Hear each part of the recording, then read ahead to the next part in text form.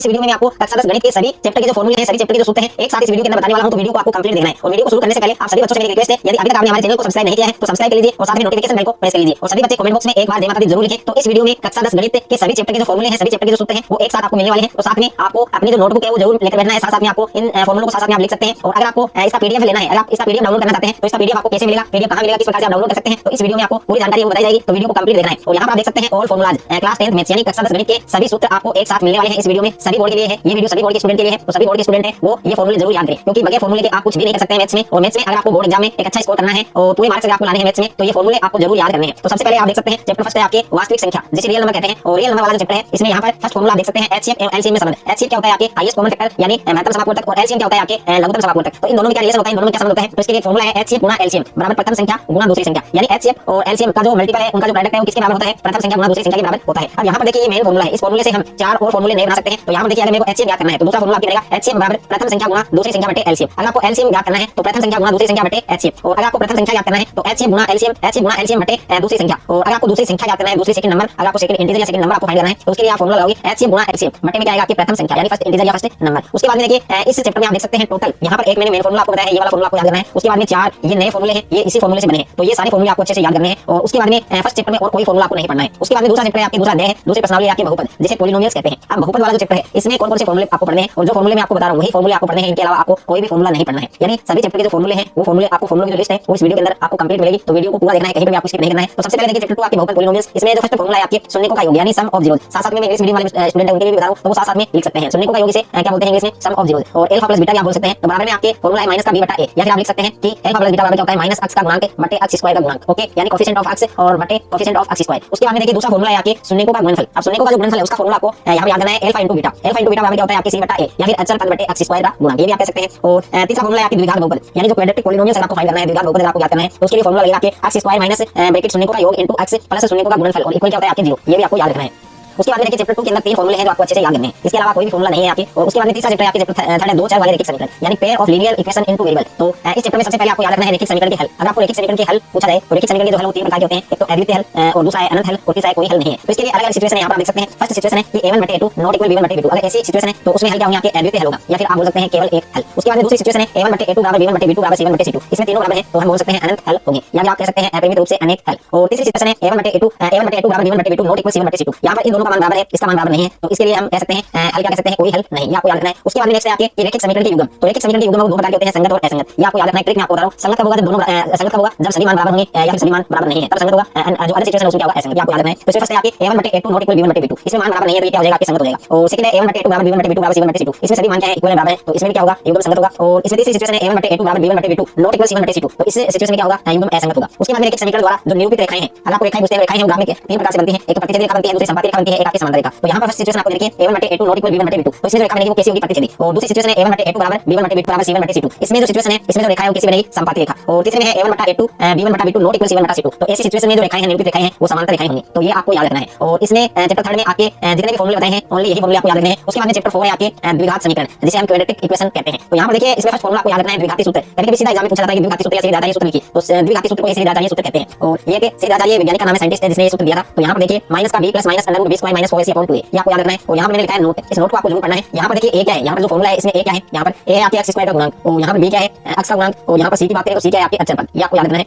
उसके बाद में सेकंड फॉर्मूला है आपके द्विघात समीकरण का विविक्तर आपको याद करना है। तो विविक्तर को d से दर्शाते हैं, d से प्रदर्शित करते हैं, तो d बराबर होगा आपके b स्क्वायर माइनस 4ac, ये आपको याद रखना है। तीसरा है आपके द्विघात समीकरण की मूलों की प्रकृति यानी नेचर ऑफ रूट, ये आप किस प्रकार से फाइंड कर सकते हैं। तो इसमें तीन सिचुएशन है। फर्स्ट सिचुएशन है आपके b square minus 4ac greater than 0। तो इस सिचुएशन में क्या जो मूल है वो कैसे होंगे, वास्तविक व भिन्न होंगे। और सेकंड सिचुएशन है b स्क्वायर माइनस 4ac बराबर 0। अगर 0 के बराबर नहीं है तो मूल कैसे होंगे आपके वास्तविक व बराबर होंगे। और तीसरी सिचुएशन है आपकी b square minus 4ac less than 0। तो इस सिचुएशन में मूल कैसे होंगे आपके, इसमें कोई मूल नहीं होगा या हो सकते हैं काल्पनिक। और उसके बाद में चैप्टर 5 है आपके, चैप्टर नंबर 5 आपको देखा है समांतर श्रेणी यानी अरिथमेटिक प्रोग्रेशन। तो इसमें सबसे पहले हम बात करें पदों का अनुक्रम। तो यहाँ पर देखिए प्रथम पद है उसको हम a से प्रदर्शित करते हैं और दूसरा पद है उसको हम किससे प्रदर्शित करते हैं a2 से। और a2 बराबर आप क्या लिख सकते हैं a प्लस d लिख सकते हैं, यानी जो पद आपको याद करना है d एक कम करके लिखना है आपको और a प्लस में आएगा। उसके बाद देखिए तीसरा पद है इसको हम किससे प्रदर्शित करेंगे a3 से। तो a3 बराबर a प्लस 2d, यानी तीसरा पद याद करना है तो d एक कम करके लिखना है a प्लस 2d। उसके बाद में आपको 10वां पद याद करना है तो 10वें पद को आप प्रदर्शित करेंगे a10 से और a10 बराबर होगा a प्लस 9d, यानी d है वो एक कम करके लिखना है। अब यहाँ से देखिए मैं आपको पूछता हूँ एक क्वेश्चन होमवर्क के तौर पर, तो और उसका आंसर आपको कमेंट बॉक्स में बताना है। अगर आपको 50वां पद याद करना है यानी a50 आपको याद करना है तो उसके लिए फॉर्मूला कौन सा आप यूज करेंगे। तो a50 बराबर क्या होगा, यानी 50वां पद आपको याद करना है तो उसके लिए कौन सा फॉर्मूला लगेगा, इसका आंसर आपको कमेंट बॉक्स में बताना है। और यहाँ पर देखिए जहाँ a आपके प्रथम पद है, यहाँ पर जो a है क्या है प्रथम पद और d आपके क्या है सारू अंतर यानी कॉमन डिफरेंस। उसके बाद में दूसरा फॉर्मूला है आपकी यहाँ पर सारू अंतर यानी कॉमन डिफरेंस आपको याद करना है। तो उस एपी में कितने पद है तो यहाँ पर देखिए काफी फॉर्मूले में आपको बता रहा हूँ। डी आप बता सकते हैं a2 - a1 और या फिर a3 - a2 या फिर a4 - a3। ओके, और उसके बाद में नेक्स्ट है आपकी तीसरा सूत्र आपको याद करना है कि समांतर श्रेणी के उसका n वां पद आपको याद करना है। तो आप बता सकते हैं an बराबर a + n - 1 गुना d, जहां पर an क्या है आपके अंतिम पद और अंतिम पद को n से लिखा जाता है और a है आपके प्रथम पद और n है आपकी कुल पदों की संख्या, d आपके सारू अंतर, ये आपको याद करना है। उसके बाद में यहाँ पर फॉर्मूला नंबर 4 है आपके अंतिम पद से n वां पद। अगर आपको कोई एक देखिए उसका जो अंतिम पद है उससे आपको कोई पद पूछा जाए या फिर अंतिम पद से n वां पद आपको याद करना है तो उसके लिए आपको फॉर्मूला यूज करना है an minus bracket n - 1 * d और पास में आपके एपी के प्रथम n पदों का योग। अगर आपको एपी के प्रथम n पदों का योग आपको याद करना है तो उसके लिए फॉर्मूला लगेगा कि sn बराबर n/2 bracket 2a + n - 1 * d, या फिर आप ये वाला सूत्र लगा सकते हैं। ये सूत्र आपको कब यूज करना है योग याद करने में, तब जब यूज करना है जब आपको a और n दिया गया है। ओके, क्वेश्चन में a यानी प्रथम पद और अंतिम पद आपको क्वेश्चन में दिया गया है तो आप इस सूत्र से sn याद कर सकते हैं। sn बराबर n/2 a + n। उसके बाद में ये मोस्ट इंपोर्टेंट फॉर्मूला है, आपके काफी बार एग्जाम में आ चुका है, काफी बार एग्जाम में पूछा जाता है कि प्रथम n धन पूर्णांकों का योग याद करने का सूत्र लिखिए। तो प्रथम n धन पूर्णांकों का योग याद करने का सूत्र है आपके sn बराबर n/2 sn बराबर n कोष्ठक n + 1/2, ये आपको याद रखना है। उसके बाद चैप्टर नंबर 6 है आपके त्रिभुज यानी ट्रायंगल्स, और ये आपके देखिए इस चैप्टर में कोई भी फॉर्मूला नहीं है। वैसे बेसिक तौर पर जो एग्जाम के अंदर हर बार पूछा जाता है, यहाँ से एक क्वेश्चन 100% हर बार एग्जाम में पूछा जाता है कि त्रिभुज एबीसी की भुजाओं AB और AC पर क्रम से बिंदु D और E स्थित है और यदि D समांतर है BC के, तब देखिए इस प्रकार से त्रिभुज बनेगा ABC, इसका नाम है ABC। यहाँ पर दो भुजाएं हैं AB, यहाँ पर दो भुजाएं हैं, एक तो है आपके AB और एक है आपके AC। इन पर दो बिंदु स्थित है, इस पर D बिंदु, इस पर A, और इन दोनों को मिला देंगे तो ये बनेगा D। ये D किसके समांतर है? BC के समांतर है और ये तभी समांतर होगा जब इनका अनुपात क्या होगा? बराबर होगा। तो इनको अगर रेशो के रूप में लिखेंगे तो AD/DB और A/AC, ये आपको याद रखना है। यहाँ से 100% आपके क्वेश्चन है वो बोर्ड परीक्षा में पूछा जाता है। उसके बाद चैप्टर नंबर 7 है आपके चैप्टर नंबर 7 है निर्देशांक ज्यामिति यानी कोऑर्डिनेट ज्योमेट्री।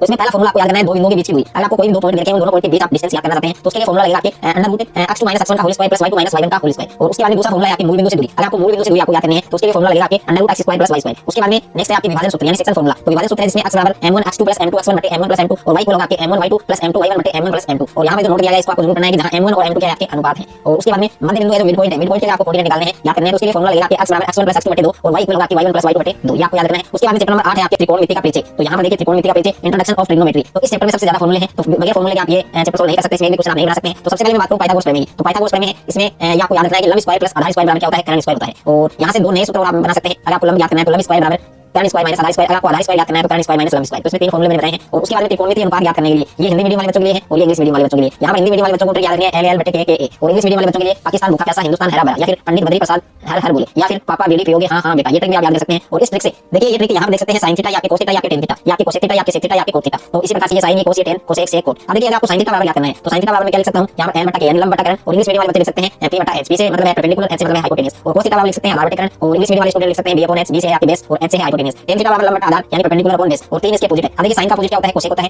तो sin थीटा बराबर होता है लंब बटा कर्ण, तो cosec थीटा बराबर क्या हो जाएगा? इसका उल्टा हो जाएगा कर्ण बटे लंब। और cos थीटा का अपोजिट क्या होता है? sec theta. तो cos थीटा बराबर क्या आधार बटा कर्ण है तो sec थीटा बराबर हो जाएगा कर्ण बटे आधार। और tan थीटा का अपोजिट क्या है? cot theta. तो tan थीटा बराबर लिख सकते हैं लंब बटे आधार, तो cot थीटा बराबर क्या लिख सकते हैं? आधार बटे लंब यानी बेस अपॉन परपेंडिकुलर। उसके बाद में देखिए नेक्स्ट है आपके त्रिकोणमिति सारणी यानी जो ट्रिग्नोमेट्री जो टेबल है ये भी आपको याद करनी है। इसके बगैर भी आप कुछ भी नहीं कर सकते हैं। इसमें देखिए sin 30 डिग्री का मान 0, sin 0 डिग्री का मान 0, sin 30 का 1/2, sin 45 का 1/2, sin 60 का 3/2 और sin 90 का 1। और आपको पूछे कि tan 30 डिग्री का tan 60 डिग्री का मान क्या होता है? 3 और sec 45 का मान होता है 2। तो ये पूरी टेबल आपको अच्छे से याद करनी है। उसके बाद में सम ट्रिग्नोमेट्री रेशियो फार्मूला। तो यहाँ पर देखिए एक दूसरे के व्युत्क्रम है। तो sin का व्युत्क्रम होता है आपके cosec, तो sin बराबर मैं लिख सकता हूं 1/cosec और cos बराबर मैं लिख सकता हूं 1/sec क्योंकि cos और sec का क्या है व्युत्क्रम। और tan बराबर लिख सकता हूं 1/cot या फिर sin/cos। और यहाँ पर देखिए इसके अपॉन में रखेंगे दोनों को क्रॉस मल्टीप्लाई करेंगे तो ये बनेगा sin × cosec, sin × cosec बराबर क्या बनेगा 1 और cos × sec, cos × sec क्या बनेगा 1 और tan × cot क्या बनेगा 1। ये भी आपको याद रखना है। और cosec बराबर होता है 1/sin, sec होता है आपके 1/cos, cot होता है आपके 1/tan या फिर cos/sin, ये आपको याद रखना है। उसके बाद में त्रिकोणमिति सर्व समीकरण कुछ आइडेंटिटीज हैं आपकी, इनको भी याद करना है आपको। sin square theta + cos square theta बराबर क्या होता है? 1 होता है। अब इससे आप दो नए सूत्र बना सकते हैं। अगर आपको sin स्क्वायर बाहर लाना है तो sin स्क्वायर को बाहर लाइए और ये प्लस का cos स्क्वायर है इनकी माइनस में चला जाएगा तो 1 - cos स्क्वायर और cos स्क्वायर को होगा आपके 1 - sin स्क्वायर। और यहाँ पर दूसरी आइडेंटिटी है आपकी 1 + tan स्क्वायर थीटा बराबर sec स्क्वायर थीटा। इसे आप दो नए सूत्र बना सकते हैं। 1 बराबर बनेगा आपके sec स्क्वायर - tan स्क्वायर और tan स्क्वायर बनेगा आपके sec स्क्वायर -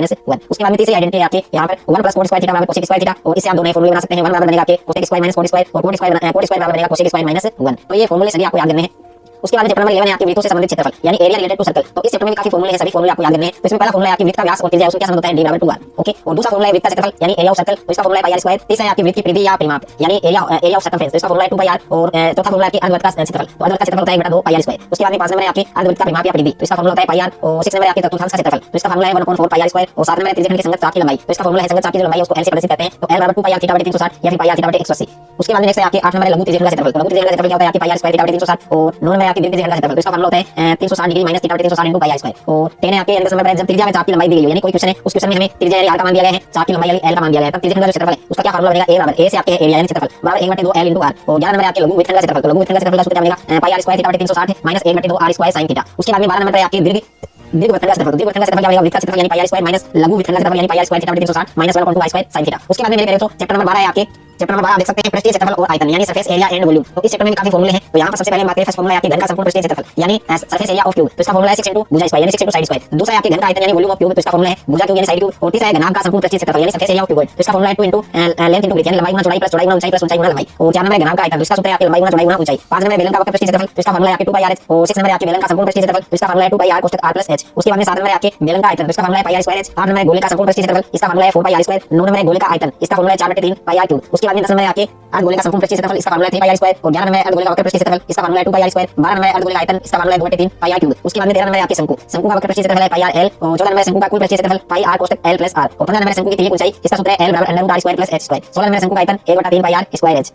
उसके बाद ये नोट आपको जो याद करना है, जहां r है आपकी रेडियस यानी त्रिज्या, h है आपकी ऊंचाई, पाई का मान या तो आपको 22/7 रखना है सभी जगह पर। और अगर आपको किसी क्वेश्चन में पाई का मान 3.14 आपको कहे कि पाई की जगह आपको 3.14 रखना है तभी रखना है, यानी आपको 22/7 रखना है। और l क्या है आपकी तिर्यक ऊंचाई यानी स्लैंट हाइट। उसके बाद में चैप्टर नंबर 13 है आपकी सांख्यिकी यानी स्टैटिक्स, जिसमें मीन मोड मीडियन है। तो इसमें फर्स्ट है आपके माध्य। माध्य को किसी प्रदर्शित करते हैं x बार से। तो इसका सूत्र है आपके आंकड़ों का योग बटे आंकड़ों की संख्या। और दूसरा है आपके वर्ग याद करने का सूत्र ऊपरी वर्ग सीमा प्लस निचली वर्ग सीमा बटे 2। तो आपको ये फॉर्मूला याद रखना है। उसके बाद में थर्ड है आपके माध्य यानी मीडियन, इसको n से प्रदर्शित करते हैं। और यहाँ पर दो सिचुएशन है आपकी, जब आंकड़ों की कुल संख्या यानी n का मान क्या हो एक सम संख्या हो तब माध्य याद करने का सूत्र क्या होगा आपके n/2 पद और प्लस n/2 + 1 पद। और बटे में क्या है आपकी 2। और दूसरी सिचुएशन है जब आंकड़ों की कुल संख्या यानी n का मान क्या हो एक विषम संख्या हो तब माध्य ज्ञात करने का सूत्र बनेगा n + 1/2 पद। आपको याद रखना है। और उसके बाद नेक्स्ट है आपके समांतर माध्य या प्रत्यक्ष माध्य ज्ञात करने का सूत्र क्या है x बार बराबर सिग्मा fx बटे सिग्मा f। और सेकंड है आपके कल्पित माध्य यानी एज्यूम्ड मीन आपको ज्ञात करना है। तो इसके लिए ये फॉर्मूला लगेगा x बार बराबर a + सिग्मा f बटे सिग्मा f। और अगर आपको पगविचलन माध्य ज्ञात करना है स्टेट डेविएशन मेथड से आपको मीन फाइंड करना है तो उसके लिए फॉर्मूला लगेगा x बार बराबर a + सिग्मा f बटे सिग्मा f। और इनटू में क्या है आपके h। उसके बाद में है आपके बहुलक यानी मोड। और बहुलक को किसी प्रदर्शित करते हैं z से। तो इसका फॉर्मूला है l + ब्रैकेट f1 - f0 बटे 2f1 - f0 - f2 गुणा में है आपके h। उसके बाद में है माध्य यानी मीडियन, इसको m से प्रदर्शित करते हैं। इसका फॉर्मूला बनेगा आपके l + n/2 - cm बटे f और गुणा में h। और उसके बाद में नेक्स्ट है आपकी वेरी वेरी इंपॉर्टेंट है और काफी बच्चों को नहीं पता है माध्य माध्य और बहुलक में क्या संबंध होता है। तो इन तीनों में ये केंद्रीय प्रवृत्ति के मापक हैं तीनों, माध्य माध्य बहुलक यानी मीन मोड मीडियन। तीनों में क्या रिलेशन है 3 माध्य बराबर बहुलक प्लस 2 गुणा माध्य। ये सूत्र आपको अच्छे से याद रखना है। उसके बाद में चैप्टर नंबर 14 है पहले आपकी प्रायिकता यानी प्रोबेबिलिटी। तो इस चैप्टर में आपके ज्यादा फॉर्मूले नहीं है। तो सबसे पहले आपको याद रखना है होने की प्रायिकता। और होने की प्रायिकता को किसे प्रदर्शित करते हैं pe से, और न होने की प्रायिकता को किसे प्रदर्शित करते हैं pe बार। तो pe और pe बार इन दोनों में क्या रिलेशन है, इन दोनों में क्या संबंध है आपके। तो pe + pe बार बराबर क्या होता है 1 होता है, ये आपको याद रखना है। उसके बाद में है होने की प्रायिकता। तो होने की प्रायिकता का सूत्र है आपके होने की प्रायिकता को किसे प्रदर्शित करते हैं pe से। और होने की प्रायिकता बराबर क्या है अनुकूल परिणामों की संख्या बटे कुल परिणामों की संख्या। ये सूत्र आपको याद रखना है। और इसके अलावा कुछ सामान्य सूत्र हैं आपके जिनको आपको अच्छे से याद रखना है, क्योंकि ये सूत्र आपके हर चैप्टर में यूज होते हैं। कहीं ना कहीं कोई क्वेश्चन इस प्रकार का क्वेश्चन आ जाता है जिसमें बीच में या कहीं पर भी इन फॉर्मूलों का यूज हम करते हैं। तो यहाँ पर आप देख सकते हैं कुछ सामान्य सूत्र आपको दिए गए हैं। a + b का होल स्क्वायर बराबर में होता है a² + 2ab + b²। और सेकंड है ये आइडेंटिटी आपके सर्व समीकरण है a - b का होल स्क्वायर बराबर होता है a² - 2ab + b²। और उसके बाद में है a² - b² बराबर होता है आपके a + b और a - b। उसके बाद में नेक्स्ट है a³ - b³ बराबर होता है a - b और a² + b² + ab। और a³ + b³ क्या होता है a + b और a² + b² - ab। तो ये कुछ सामान्य सूत्र हैं, ये भी आपको अच्छे से याद रखने हैं। बाकी कक्षा 10 गणित के सभी चैप्टर के जो फॉर्मूले हैं वो मैंने इस वीडियो के अंदर आपको बताए हैं। तो अच्छे से आपको ये सारे फॉर्मूले तैयार करने हैं।